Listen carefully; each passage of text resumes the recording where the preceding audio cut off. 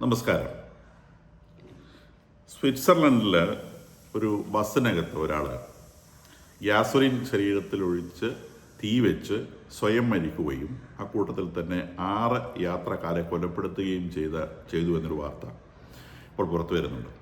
അപ്പോൾ അതിന് തൊട്ട് മുൻപ് ഒരു 6 മണിക്കൂർ മുൻപ് വന്ന വാർത്ത, ഒരു എൻസ്ക്രിപ്റ്റഡ് മെസ്സേജ് അമേരിക്കൻ ഫെഡറൽ ഏജൻസി കണ്ടുപിടിച്ചത്, അല്ലെങ്കിൽ അവർക്ക് ലഭിച്ചത്, ഇൻ്റർവ്യൂ ചെയ്തത് ഇറാനിൽ നിന്ന് അവരുടെ സ്ലീപ്പർ സെല്ലുകൾക്കുള്ള ഒരു എൻസ്ക്രൈബ്ഡ് മെസ്സേജാണ്. അപ്പോൾ അത് പൂർണ്ണമായിട്ടും വായിക്കാൻ കഴിഞ്ഞിട്ടില്ല. എന്നാലും അതിൽ നിന്ന് മനസ്സിലായത്, ലോകത്തെമ്പാടുമുള്ള ഇസ്ലാമിക തീവ്രവാദി സെല്ലുകളോട് ഇറാൻ ആവശ്യപ്പെടുകയാണ് ആത്മഹത്യാ സ്ക്വാഡുകൾ പുറത്തിറങ്ങി കഴിയുന്നത്ര മരണങ്ങൾ ഉണ്ടാക്കണമെന്ന്. അപ്പം അത്തരം ഒരു മെസ്സേജിൻ്റെ അടിസ്ഥാനത്തിലായിരിക്കണം സ്വിറ്റ്സർലാൻഡിൽ ഈ ബസ്സിനകത്ത് ഒരാൾ ഗ്യാസോലിനുമായി കയറി സ്വയം തീ കൊളുത്തി കൂടെ ഉണ്ടായിരുന്ന യാത്രക്കാരെ കൂടി കൊന്നത് എന്നാണ് വിചാരിക്കുന്നത്.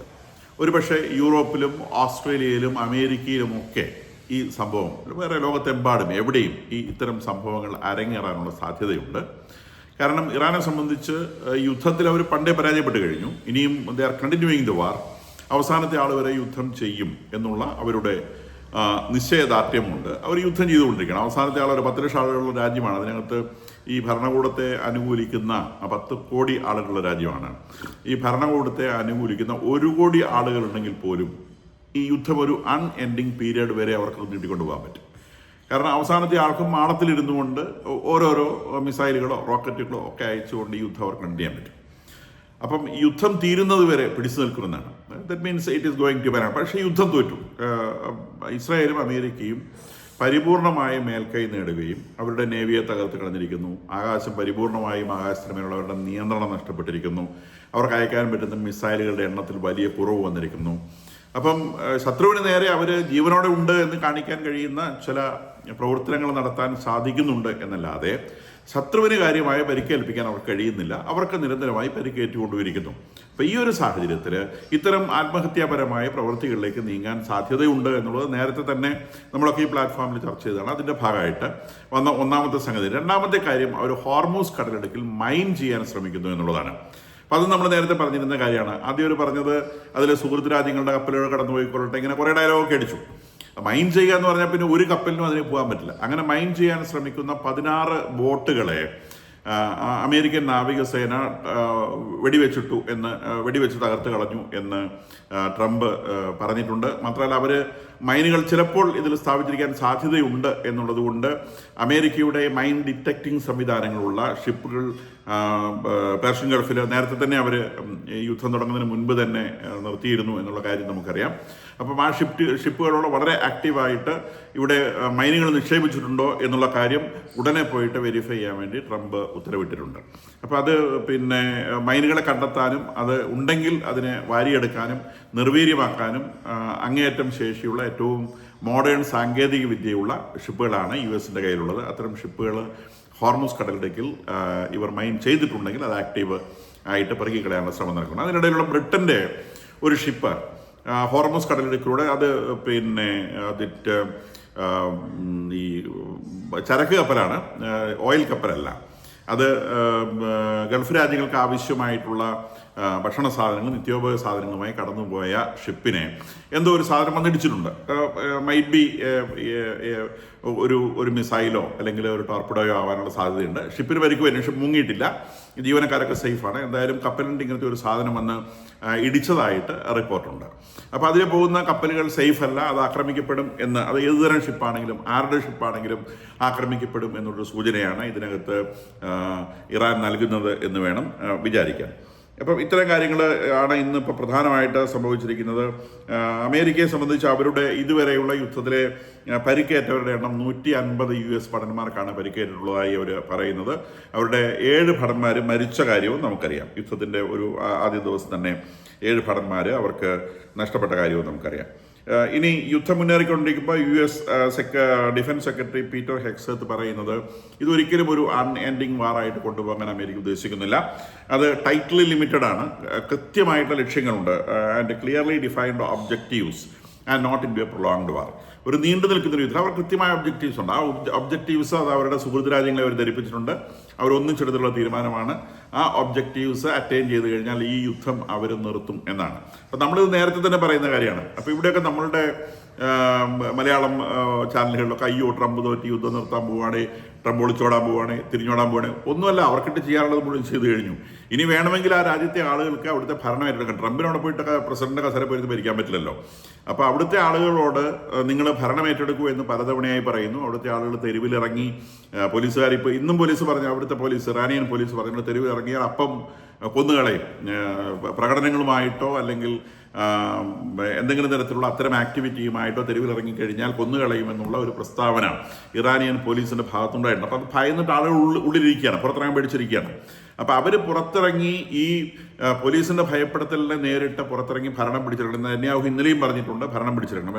നെതന്യാഹു പറയുന്നത് വിജയം കാണാതെ അവസാനിപ്പിക്കുന്ന കാര്യമില്ല എന്നാണ് നെതന്യാഹുവിൻ്റെ ഭാഗത്തു നിന്നുണ്ടായിട്ടുള്ള പ്രസ്താവന. ഹെക്സത്ത് പറയുന്നത് കൃത്യമായ ലക്ഷ്യങ്ങൾ വെച്ചിട്ടുണ്ട്. അത് ഭരണം പിടിച്ചെടുക്കാനുള്ള ലക്ഷ്യങ്ങളായിരിക്കാം. ഒരുപക്ഷെ അവരതിന് സംവിധാനം കണ്ടിട്ടുണ്ടാവാം. എന്തായാലും ശരി, ഇതൊരു അൺഎൻഡിങ് വാറല്ല, അല്ലെങ്കിൽ ഒരുപാട് കാലത്തേക്ക് നീണ്ടുപോകുന്ന ഒരു യുദ്ധമല്ല എന്നുള്ളത് അവർ പലവട്ടം പ്രസ്താവിച്ചിട്ടുണ്ട്. ഇത് നമ്മൾ എപ്പോഴും ഡിസ്കസ് ചെയ്യുന്നൊരു വിഷയമാണ്. അപ്പോൾ യുദ്ധം ഒരു ദിവസമെങ്കിലും ഒരു ദിവസം അവസാനിക്കുന്നത് എത്രയോ നല്ലതാണ്. അപ്പോൾ നമ്മളുടെ മലയാളം പ്ലാറ്റ്ഫോമുകളൊക്കെ ട്രംപ് തോറ്റ് ഇറാൻ എപ്പോഴോ തോറ്റു കഴിഞ്ഞു. ഇനി അതിനെ ഈ ചത്ത പാമ്പിനെ അടിക്കുന്നത് പോലത്തെ പരിപാടിയാണ് ചെയ്തുകൊണ്ടിരിക്കുന്നത്. ഇടയ്ക്കിടയ്ക്ക് ഓരോ വാണം വിടും. അതിൽ ഇപ്പം അവർക്ക് പറയാനുള്ള കണക്ക് എന്താണെന്ന് ചോദിച്ചാൽ, ഇപ്പോൾ ഇസ്രായേലിന് പറയാനുള്ള കണക്കുണ്ട്. ദറ്റ് അവർ ഹെക്സത്ത് says that Iran fired the fewest number of missiles in 24 hours period since the war began. അപ്പോൾ കഴിഞ്ഞ രാത്രിയിൽ അയച്ചിട്ടുള്ള മിസൈലുകൾ യുദ്ധം തുടങ്ങിയതിന് ശേഷം ഏറ്റവും കുറവ് മിസൈലുകൾ ഇറാൻ അയച്ച രാത്രിയാണ് കഴിഞ്ഞ ദിവസം. ഓരോ ദിവസം കഴിയുന്നത് പുറകോട്ടായിരുന്നു. ഇന്നലെ ഉള്ള അത്ര ഇന്നില്ല, ഇന്നുള്ള അത്ര നാളെ ഇല്ല. അപ്പം അങ്ങനെ നോക്കിയപ്പം അതിൽ ഏറ്റവും ലോവസ്റ്റ് ഉള്ളത് കഴിഞ്ഞ രാത്രിയാണ് ഏറ്റവും ലോവസ്റ്റ് വന്നിട്ടുള്ളത്. ഇനി ഇതിനെ സംബന്ധിച്ച് കൃത്യമായ ഒരു കണക്ക് വേണമെങ്കിൽ ഇസ്രായേൽ തരും.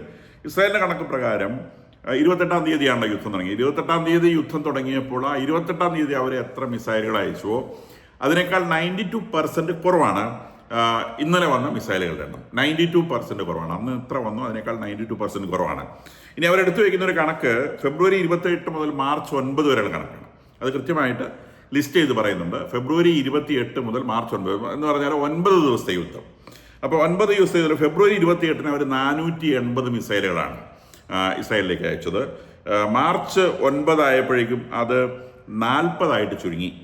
ദാറ്റ് ഇസ് 480 40 ചുരുങ്ങി. പെർ ഡേ 480 തുടങ്ങിയത്. അത് മാർച്ച് 9 ആയപ്പോഴേക്കും 40 ചുരുങ്ങി. അത് കഴിഞ്ഞ് വീണ്ടും ദിവസങ്ങൾ കഴിഞ്ഞു പോയി നമുക്കറിയാം. അപ്പോൾ വീണ്ടും മിസൈലുകളുടെ എണ്ണത്തിൽ കുറവ് വന്നിരിക്കുന്നു. ഇനി ഇറാനിയൻ ഡ്രോൺ സ്ട്രൈക്സ് ആദ്യത്തെ 92% കുറവ് വന്നത്. ആദ്യത്തെ ദിവസം അവർ 720 ഡ്രോണുകളാണ് ആദ്യത്തെ ദിവസം അയച്ചത്. ഇപ്പോഴത് 100 ആയിട്ട് കുറഞ്ഞിട്ടുണ്ട്. ഒരൊറ്റ ഡ്രോൺ പോലും ഇസ്രായേലിലേക്ക് കടന്നിട്ടില്ല. അവർ ലേസർ ടെക്നോളജി ഉപയോഗിച്ചാണ് ഡ്രോണുകളെ നേരിടുന്നത്. അത് 100% വിജയമാണ്. അതുകൊണ്ട് തന്നെ ഇറാനിയൻ ഡ്രോണുകൾക്ക് ഇസ്രായേലിൻ്റെ ബൗണ്ടറിക്കുള്ളിലേക്ക് കടക്കാൻ കഴിഞ്ഞിട്ടില്ല. ബൗണ്ടറിക്കുള്ളിൽ കുറച്ചെങ്കിലും പെനിട്രേറ്റ് ചെയ്യാൻ കഴിയുന്നത് ബഞ്ചായിട്ട് അയക്കുന്ന മിസൈലുകളിൽ നിന്ന് 1-2 എണ്ണമാണ് ഉള്ളിലേക്ക് വരുന്നത്. അതിനെ തകർക്കുമ്പോഴാണ് ഈ ആളുകൾക്ക് പരിക്കേൽക്കുന്ന വിഷയമുണ്ടാകുന്നത്. ഇസ്രായേലിന് പുറത്ത് വെച്ച് തകർക്കപ്പെടുന്ന മിസൈലുകൾ കൊണ്ട് രാജ്യത്തിനകത്തുള്ള ആർക്കും മുറിവേൽക്കുക അങ്ങനത്തെ കാര്യങ്ങളൊന്നും ഉണ്ടാവുന്നില്ല. Then rate of firing ballistic missiles dropped from 100 to 5. അപ്പം ആദ്യത്തെ ദിവസം 100 ബാലിസ്റ്റിക് മിസൈലുകൾ, ഈ 480 മിസൈലുകൾ എന്ന് പറയുന്നതിൽ 100 ബാലിസ്റ്റിക് മിസൈൽ, മറ്റേ ക്രൂസ് മിസൈലുകളും റോക്കറ്റുകളും അത്തരം സാധനങ്ങളൊക്കെയാണ്. അതൊന്നും അങ്ങ് എത്തത്ത് പോലും അത്തരം സാധനങ്ങൾ ഈ ഫയർ ചെയ്യുന്നതിൻ്റെ പറയുന്നത്, എത്തുന്നതിൻ്റെ കാര്യമല്ല പറയുന്നത്, ഇറാനിൽ നിന്ന് വിടുന്നതിൻ്റെ കാര്യമാണ് പറയുന്നത്. ഇസ്രായേലിനെ ലക്ഷ്യമാക്കി വിടുന്ന സാധനം, ആ വിടുന്നത് വഴിക്ക് വീണു പോകും. അതിൽ ആദ്യത്തെ ദിവസം 100 ബാലിസ്റ്റിക് മിസൈലുകളായിരുന്നു. ഈ ബാലിസ്റ്റിക് മിസൈലുകൾ മാത്രമാണ് വാസ്തവത്തിൽ ഇസ്രായേൽ എത്താൻ മാത്രം ശേഷിയുള്ളത്. ആ 100 ബാലിസ്റ്റിക് മിസൈൽ പോയി അത് മാർച്ച് 9 ആയപ്പോഴേക്കും ഒരു ദിവസം വിടുന്ന ബാലിസ്റ്റിക് മിസൈലുകളുടെ എണ്ണം 5 ആയി. ഇന്നലെ നമ്മൾ പറഞ്ഞു 2 വന്നത്. അപ്പോൾ അതുപോലെയാണ് മിസൈലുകളുടെ എണ്ണത്തിൽ വരുന്ന ഷോർട്ടേജ് നമ്മൾ മനസ്സിലാക്കണം. അതേസമയം ഇറാൻ തന്നെ പറയുന്നു US-ഉം ഇസ്രായേലും ചേർന്ന് അവിടെ 3000 സ്ട്രൈക്കുകൾ നടത്തിയിട്ടുണ്ട് എന്ന് പറയുന്നു. അത് അവരുടെ തന്നെ കണക്കാണ്. 3000 സ്ട്രൈക്കുകൾ. അതിൽ 10,000 സിവിലിയൻ സൈറ്റുകളെ ആക്രമിച്ചു എന്നാണ് ഇറാന്റെ ആരോപണം. 10,000 അവിടെ ആക്രമിക്കുന്ന മുഴുവൻ സിവിലിയൻ സൈറ്റുകൾ മാത്രമേ ഉണ്ടാവുള്ളൂ, മരിക്കുന്ന കുഞ്ഞുങ്ങൾ മാത്രമേ ഉണ്ടാവുള്ളൂ. അത് പിന്നെ ഈ ഹമാസ് ആണെങ്കിലും ഹെസ്ബുള്ള ആണെങ്കിലും ഹൂത്തികളാണെങ്കിലും ഇറാൻ ആണെങ്കിലും അവർക്ക് ഒരേ ഭാഷയാണ്, മരിക്കുന്ന മുഴുവൻ കുഞ്ഞുങ്ങളാണ്. അതുപോലെ ആക്രമിക്കപ്പെടുന്നത് മുഴുവൻ സിവിലിയൻ സൈറ്റുകളാണ്. അപ്പോൾ 3000 സോർട്ടീസാണ്, 3000 പറക്കലുകളാണ് ഈ US-ൻ്റെയും ഇസ്രായേലിൻ്റെയും വിമാനങ്ങൾ നടത്തിയിട്ടുള്ളത്. അത് 10,000 സിവിലിയൻ സൈറ്റുകളെ ആക്രമിച്ചു, അല്ലെങ്കിൽ 10,000 സൈറ്റുകളെ ആക്രമിച്ചു എന്നാണ് ഇവർ പറയുന്നത്. അപ്പം മനസ്സിലാക്കണം, ഇത് പിന്നെ ഇറാൻ അവിടെ നിന്ന് വിടുന്ന മിസൈൽ പോലത്തെ പരിപാടിയല്ല ഇത് ഇറാന്റെ ആകാശത്ത് പോയി നിന്നിട്ട് കൃത്യമായ സ്പോട്ടുകളിലേക്ക് പിൻ പോയിന്റ് ആയിട്ട് ചെയ്യുന്ന ആക്രമണങ്ങളുടെ കാര്യമാണ് പറയുന്നത്. അപ്പൊ അവര് 10,000 ആക്രമണങ്ങൾ നടത്തിയിട്ടുണ്ടെങ്കിൽ ആ 10,000 ആക്രമണങ്ങൾ സക്സസ്ഫുൾ ആണ്. നേരെ മറിച്ച് ഇറാൻ വിടുന്ന 480 മിസൈലുകൾ അയച്ചിട്ടുണ്ടെങ്കിൽ 480 ഫെയിലാണ്, ഒരെണ്ണം കൊണ്ടെത്തില്ല.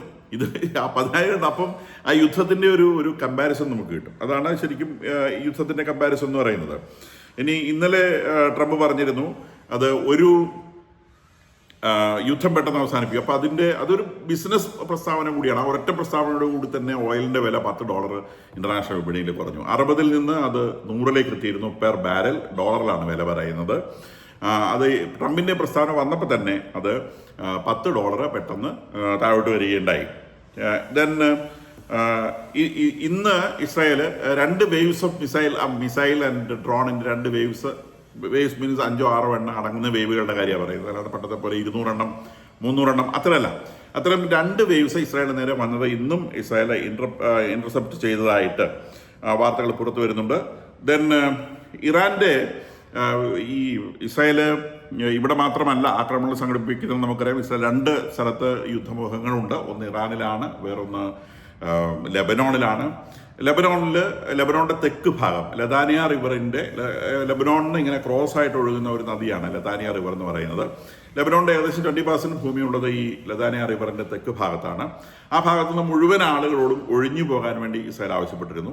അതനുസരിച്ച് ആളുകൾ മുഴുവൻ ലതാനിയ റിവറിന്റെ വടക്ക് ഭാഗത്തേക്ക് ഒഴിഞ്ഞുപോയി.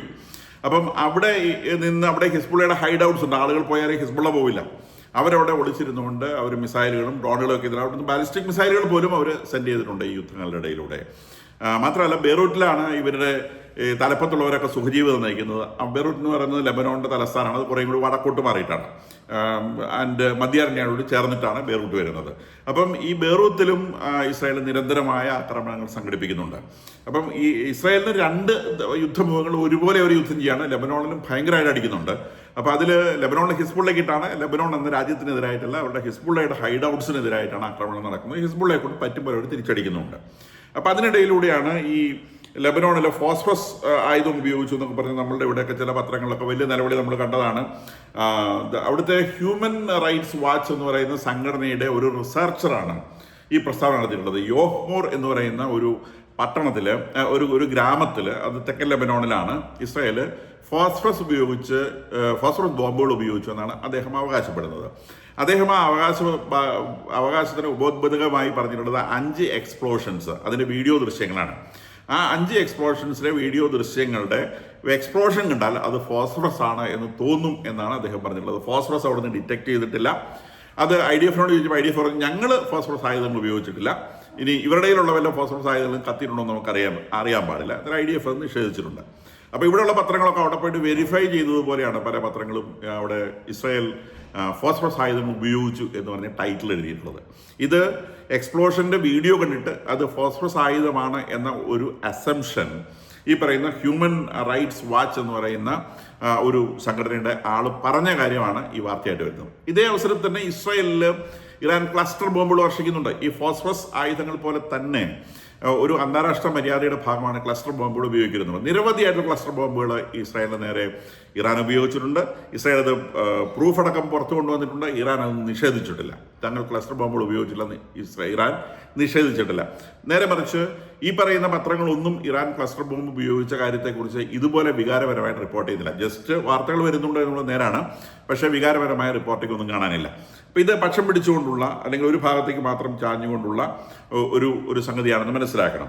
അപ്പം ഈ പറയുന്ന ഇറാൻ ഇന്നലെ UAE-യുടെ ഇറാഖിലെ ഡിപ്ലോമാറ്റിക് ഹൗസ് ആക്രമിച്ച കാര്യം നമ്മൾ റിപ്പോർട്ട് ചെയ്തിരുന്നു. അത് പത്രങ്ങളിൽ വന്നതാണ്. അതിനെ സംബന്ധിച്ച് ഇറാന് പ്രത്യേകിച്ച് കാര്യമൊന്നുമില്ല, അവർ ആക്രമിച്ചു എന്നുള്ളത് സംബന്ധിച്ചു. ഇന്നിപ്പം ബെയ്റൂത്തിൽ ഇസ്രായേൽ ഇറാന്റെ ഡിപ്ലോമാറ്റിക് ഹൗസ് ആക്രമിച്ചു, അതിൽ 4 പേര് മരിച്ചു. അതിനെ സംബന്ധിച്ച് ഇറാൻ വലിയ പ്രശ്നം ഉണ്ടാക്കുന്നില്ല. ഞങ്ങളുടെ ഡിപ്ലോമാറ്റ്സിനെ കൊന്നു, ആളുകളെ കൊല്ലുന്നു എന്ന് പറഞ്ഞ് കരയുന്നുണ്ട്. അപ്പം അവർ ചെയ്യുന്ന കാര്യങ്ങളെക്കുറിച്ച് അവർക്ക് പ്രത്യേകിച്ചൊന്നും പറയാനില്ല. നേരെ മറിച്ച് അവർക്കിട്ട് അടി കിട്ടുമ്പം അവർ നിലവിളി നടത്തുന്നുണ്ട്.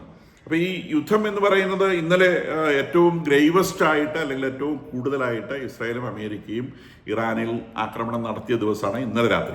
അപ്പം അവിടെ നിന്ന് കാര്യമായിട്ടുള്ള വാർത്തകളൊന്നും പുറത്തു വരുന്നില്ല. അൽ ജസീറയിൽ മാത്രമാണ് നമുക്ക് ആ വാർത്തകൾ, ഈ ഇറാനുമായിട്ട് ബന്ധപ്പെട്ട വാർത്തകൾ ലഭിക്കുന്നത്. അവർ അവിടെ ആകാശം മുഴുവൻ പുകയാണെന്നും ദെൻ ഇടയ്ക്കിടയ്ക്ക് ഈ ഓയിലിൻ്റെ മഴ പെയ്യുന്നുണ്ട്. ആ മഴ പെയ്യുന്ന ഓയിലിനകത്ത് അതിന് മുഴുവൻ കറുപ്പ് നിറമാണ്, കാരണം ആകാശം മുഴുവൻ ഈ ഓയിൽ കത്തിയ പുകയാണ്. അപ്പം അത് ടോക്സിക്കാണ്. പിന്നെ ഓടയിലൂടെ ഒക്കെ ഓയിൽ ഒഴുകി വന്ന് പട്ടണങ്ങളിലൊക്കെ തീ പരക്കുന്നതും അങ്ങനത്തെ വീഡിയോസും ഒക്കെ പുറത്തു വരുന്നുണ്ട്. അപ്പം ഇറാനിൽ മാസ് ഡിസ്ട്രക്ഷൻ നടക്കണം. അപ്പം ഈ ഭരണകൂടം ഇവരെ കീഴടങ്ങുകയാണെന്നുണ്ടെങ്കിൽ അവരുടെ ഇത്തരം അസറ്റുകളുടെ ഡിസ്ട്രക്ഷൻ അവർക്ക് ഒഴിവാക്കാൻ കഴിയും. കാരണം അവരുടെ ആകാശം അവർക്ക് സംരക്ഷിക്കാൻ കഴിയുന്നില്ല. അവരുടെ അതിർത്തികളിൽ കരയുദ്ധം നടക്കാത്തത് കൊണ്ടാണ്, അല്ലെങ്കിൽ അവർക്ക് അതിർത്തിയും സംരക്ഷിക്കാൻ കഴിയില്ല. ഈ ഒരു സാഹചര്യത്തിൽ എന്തിനാണ് അവർ യുദ്ധം നീട്ടിക്കൊണ്ടു പോകുന്നത്? ഞാൻ നേരത്തെ പറഞ്ഞത് പോലെ സ്വർഗത്തിൽ പോകാൻ വേണ്ടിയിട്ടാണ്. അല്ലാണ്ട് അവർ യുദ്ധം ചെയ്യുന്ന രാജ്യത്തിന് വേണ്ടിയിട്ടല്ല.